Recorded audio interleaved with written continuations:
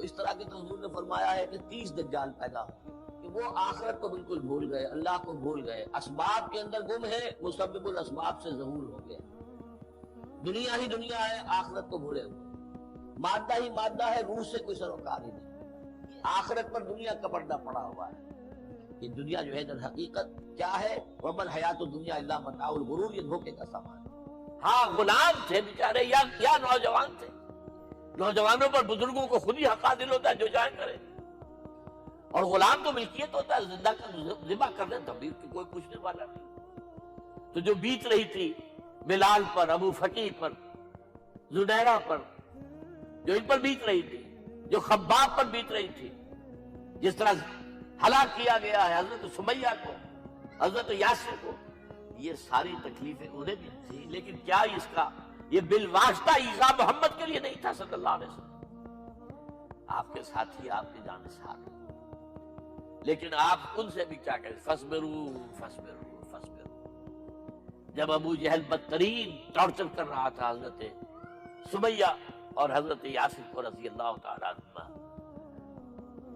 آپ کے علم میں ہے کیسی کیسی ٹارچر کی ہے؟ جوان بیٹے کو باندھ دیا 100 دودھ کے ساتھ، اس کے نگاہوں کے سامنے براہمن کیا ہے ماں کو،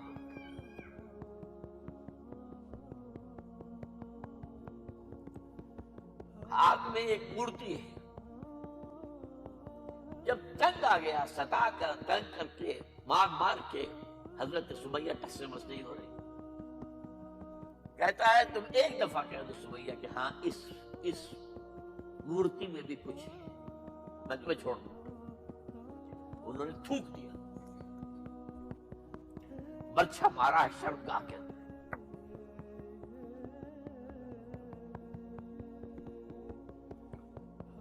کتنی تکلیف پہنچی ہوگی ان کو، لیکن آپ گزر رہے ہیں۔ اصبروا یا آل یاسر فإن موعدکم الجنہ، اے یاسر کے گھر والوں صبر کرو، تمہارے استقبال کی تیاریاں ہو رہی ہیں جنت میں۔ یہ سیرت کوئی بناتا سناتا ہے، یہ سیرت یاسر کے ساتھ کیا کیا ہے؟ 4 اونٹ نر سانڈ، اور ان کے ساتھ رسے باندھ کر ایک رسی سے ان کا ایک بازو باندھا، ایک سے دوسرا بازو، ایک سے ایک ٹانگ، دوسرے سے دوسری ٹانگ، انہیں دوڑایا ہے کہ پرکھتے ہو جیسے۔ یہ دین ایسے ہی قائم نہیں ہوا، عدل و انصاف کا نظام ٹھنڈے ٹھنڈے قائم نہیں ہوتا، گھر میں آرام سے بیٹھے ہوئے قائم نہیں ہوتا۔ اور سنیے، 3 برس خیمے بنی ہاشم کے اندر قید ہے، 3 برس،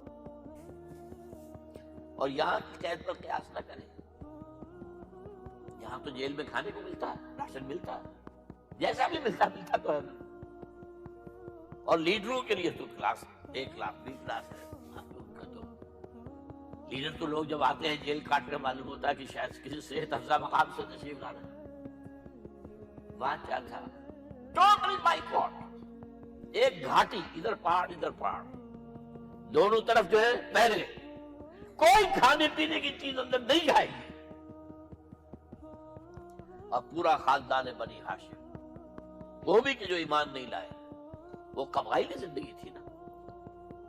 بنو ہاشم چونکہ حضور کو پشت پناہی چھوڑنے کو تیار نہیں ہوئے، ابو طالب نے آخری وقت تک بھی ساتھ نہیں چھوڑا۔ ہاں، آخری وقت کے قریب ایک بات ہو گئی تھی، ایک مرتبہ تو ہوا کہ وفد آیا ہے قریش کا کہ اپنے بھتیجے کو روک لو، وہ ہمارے معبودوں کی توہین کرتا ہے۔ ابو طالب نے بلایا اور آپ سے کہا کہ یہ اپنے رویے کو بدلے۔ آپ نے فرمایا کہ جان، اب تو چاہیے میرے ایک ہاتھ پر سورج اور دوسرے پر چاند رکھ دے، میں اپنے اس مشن کو چھوڑ نہیں سکتا۔ یہ ہے استقامت۔ اور ابو طالب کے ہیں انتقال کے وقت جو معاملہ ہوا، جب وفد آیا ہے کہ ٹھیک ہے اب ہمارا جو ہے صبر کا پیمانہ لبریز ہو گیا ہے، اب ٹھیک ہے آ جاؤ میدان میں، تم بھی ساتھ چھوڑنے کو تیار نہیں۔ ابو طالب نے بلایا، بھتیجے مجھ پر اتنا بوجھ نہ ڈالو جو میں برداشت نہ کر سکوں۔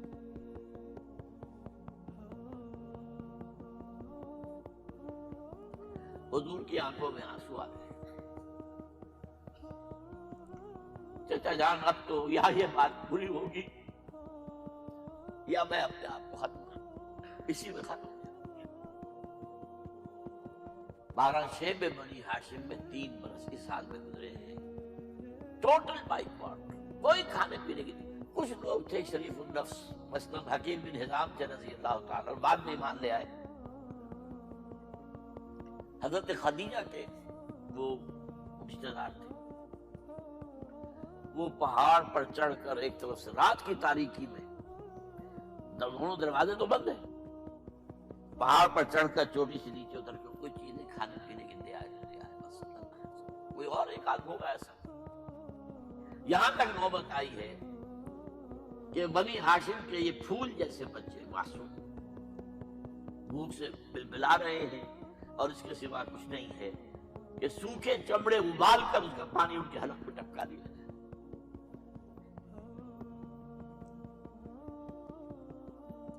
اور جو ہوا وادی طائف میں،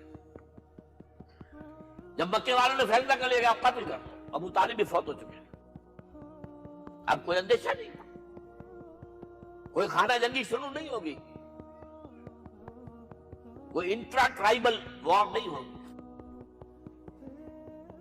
تو آپ طائف گئے ہیں۔ شاید وہاں کے 3 سردار تھے بڑے، اور یہ طائف اصل میں قریشی کا، سمجھیے کہ یہ ان کا گرمیوں کا یہ صحت افزا مقام تھا۔ یہ تمام جو سردار تھے مکے کے، ان کی جائیدادیں وہاں کی باغات تھے، اور وہاں کے بھی 3 سردار تھے، تو شاید ان میں سے کسی کو اللہ توفیق دے دے۔ وہاں گئے ہیں اور صرف ایک ساتھ ہے، حضرت زید بن حارثہ، حضرت ابوبکر بھی ساتھ نہیں، سائے کی طرح ساتھ رہنے والا بھی ساتھ نہیں تھا۔ وہاں جا کر جو آپ نے تینوں سے بات کی ہے، تینوں نے وہ باتیں کہی ہیں جو کلیجے کو چیر جائیں۔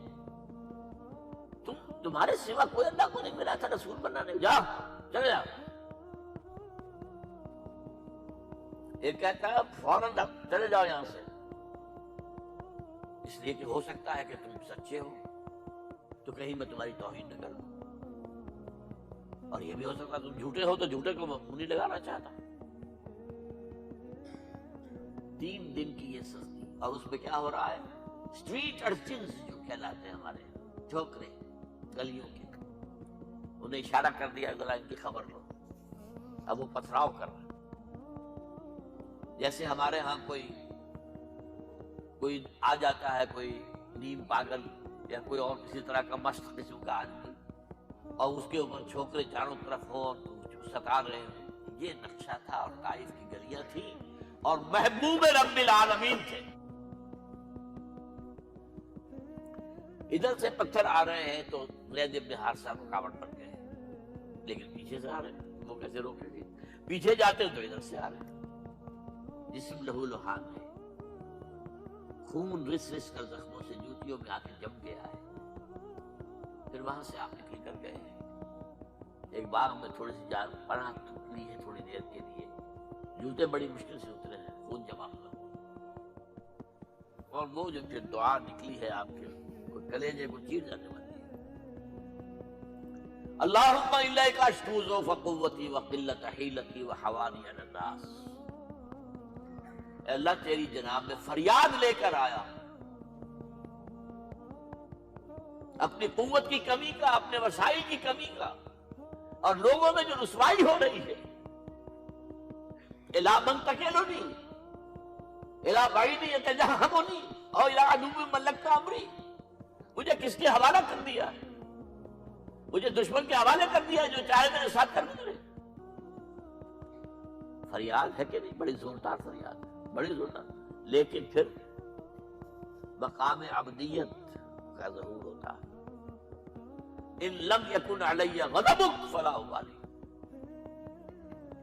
اے اللہ اگر تو ناراض نہیں ہے، مجھے اندیشہ یہ ہو گیا کہ کہیں تو ناراض تو نہیں ہو گیا ہے، کہیں تو نے میرا ساتھ تو نہیں چھوڑ دیا ہے، اگر تو ناراض نہیں تو مجھے کوئی پرواہ نہیں ہے۔ جو ہو سو سر تسلیم خم ہے جو مزاج یار میں آئے.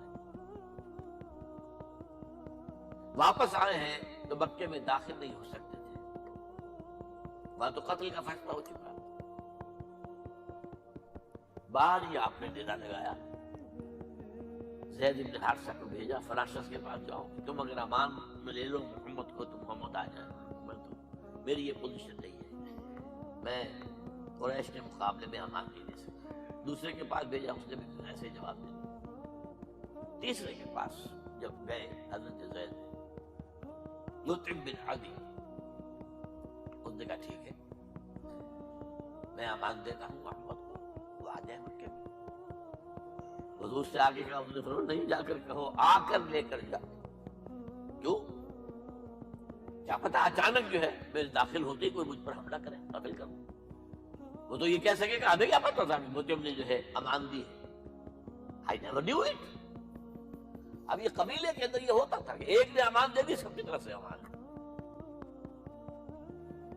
لہذا حضور نے فرمایا آ کر لے کر جاؤ. وہ اپنے 6 بیٹوں کو ہتھیار سجا کر لے کر آیا ہے اور پھر لے کر گیا. حضور کو کہتا ہوا گزر رہا ہے راستے میں، لوگوں سن لو محمد میری امان میں ہے صلی اللہ علیہ وسلم. اس لیے آپ کو مکے کے اندر پھر 2-2.5 سال مزید رہنے کا موقع ملا ہے.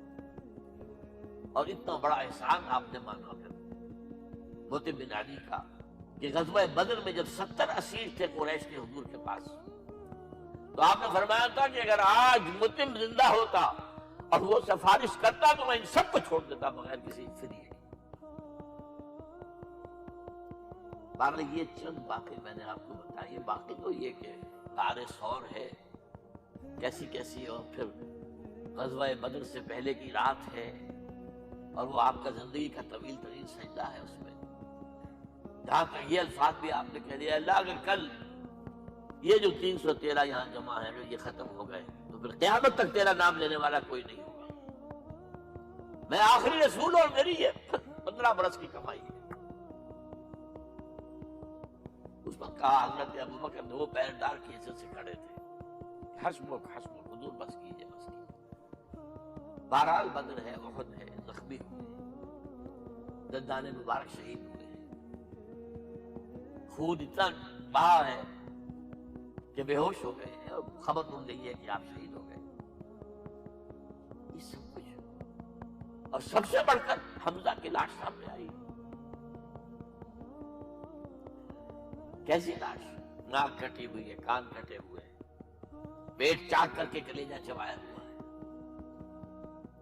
کس طرح برداشت کیا ہوگا؟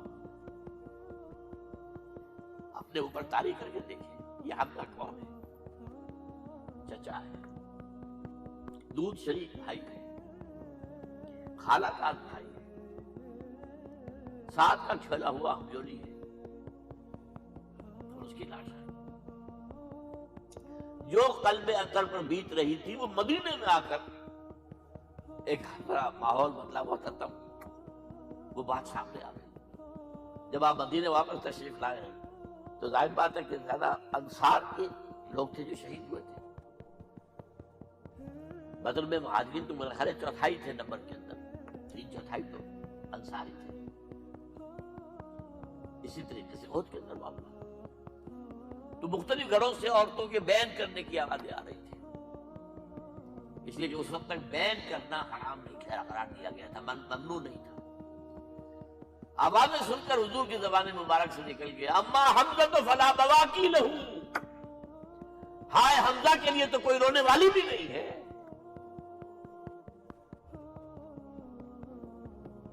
اس پر پھر صحابہ نے، انصار نے اپنے ہاں کی خواتین حضرت صفیہ کیا جب وہ سگی بہن تھی وہاں انہوں نے جا کے بھی تعزیت کی. بہن غزوہ احزاب کا آپ نے سن لیا. اسوہ رسول پر نہ کیا باتیں لوگوں میں مشہور ہو گئی. اسوہ کا لفظ آیا کہاں ہے قرآن میں؟ سورہ احزاب میں. وہ اسوہ کیا تھا؟ جب خندق کھودنے کا فیصلہ ہوا ہے تو خندق کھود رہی ہے، حضور بھی لگے ہوئے ہیں، بھاری بھاری پتھر اٹھا کر کندھے پر لا کر باہر پھینک رہے ہیں، پتھریلی زمین تھی، ایک پتھر کسی سے ٹوٹا نہیں تھا، تو حضور نے جو ہے 3 دفعہ جو اس کی ضرب لگائی تب ٹوٹا ہے۔ لیکن یہ کہ کئی دن کے فاقے ہو چکے تھے، کھانے میں کچھ نہیں، پورا محاصرہ تھا، 12,000 کا لشکر گھیرے ہوئے، یہاں تک کہ آپ کو معلوم ہے کہ گھروں کے اندر بیت الخلا تو نہیں، باہر جاتے تھے قضاء، اس کا کوئی امکان نہیں۔ شدید ترین آزمائش ہوئی ہے، اس کا نتیجہ ایک طرف یہ نکلا کہ منافقین کا نفاق ان کی زبانوں پر آ گیا۔ قرآن مجید میں ہے یہ انہی آیات میں، ما وعدنا اللہ ورسولہ الا غرورا، ہمیں تو اللہ اور اس کے رسول نے دھوکہ دے کے مروا دیا۔ ہم سے کہا تھا کہ کیسر و کسریٰ کے خزانے تمہارے قدموں میں آئیں گے، اور حال یہ ہے کہ اب رفع حاجت کے لیے باہر نہیں جا سکتے، کھانے کو کچھ نہیں۔ اس وقت کچھ صحابہ آئے ہیں حضور صلی اللہ علیہ وسلم سے، دیکھیے فاقے سے کمر دوہری ہوئی جا رہی ہے، ہم نے اپنے پیٹوں پر پتھر باندھے ہوئے، چادروں کے ساتھ پتھروں کسا ہوا تاکہ کمر سیدھی رہے۔ حضور نے اپنا کرتا مبارک اٹھا کر دکھایا، 2 پتھر، یہ ہے اسوہ، یہ ہے آپ کی سنت، آپ کا اسوہ حسنہ۔ لیکن اس اسوہ حسنہ سے فائدہ کون اٹھا سکتا ہے؟ لقد كان لكم في رسول الله اسوة حسنة لمن كان يرجو الله واليوم الآخر وذكر الله كثيرا۔ اسوہ تو اپنی جگہ ہے، قرآن میں ہدایت سب کے لیے، ہدی للناس، لیکن فائدہ اٹھائیں گے صرف متقین، ہدی للمتقین ہے سب کے لیے، اسوہ سب کے لیے ہے، لیکن استفادہ وہی کر سکے گا جو 3 شرطیں پوری کرے، اللہ اور یوم آخر پر ایمان اور اللہ کا ذکر کثرت کے ساتھ۔ بہرحال یہ میں نے آپ کے سامنے اس حوالے سے رکھا ہے، یہ اسوہ جو ہے حضور کا، یہ ہم پر اتمام حجت ہے۔ دیکھیے نوٹ کیجئے، پوری نوع انسانی پر اتمام حجت، اسلام کا نظام عدل اجتماعی جو قائم کر کے دکھا دیا، حجت قائم، اسے انگریزی میں کہتے ہیں اٹس ڈویبل، کیا جا سکتا ہے، یہ کام ہو سکتا، اس لیے کہ زمین پر قدم بقدم چل کر یہ انقلاب آیا، محنت سے آیا، مشقت سے آیا، ایثار سے آیا، قربانیوں سے آیا، تکلیفیں جھیل کر آیا، صبر و مصابرت سے آیا، استقامت و مقاومت سے آیا۔ یہاں پر معجزوں کی کار فرمائی نہ ہونے کے برابر ہے۔ یہاں دھوپ سے بچانے کے لیے کوئی اللہ نے صاحبان نہیں دیا، صلی اللہ علیہ الغمام، اور بھوک سے بچانے کے لیے بند و سلوہ نازل نہیں ہوئے۔ غزوہ تبوک میں ایسا بھی ہوا ہے کہ 3 مجاہدین کا 24 گھنٹے کا راشن ایک کھجور، ایک نے منہ میں رکھی، کچھ چوس لی، کچھ گلوکوز چلا گیا اس میں سے، دوسرے کو دے دی، اس نے چوس لی بھی تیسرے کو، ورنہ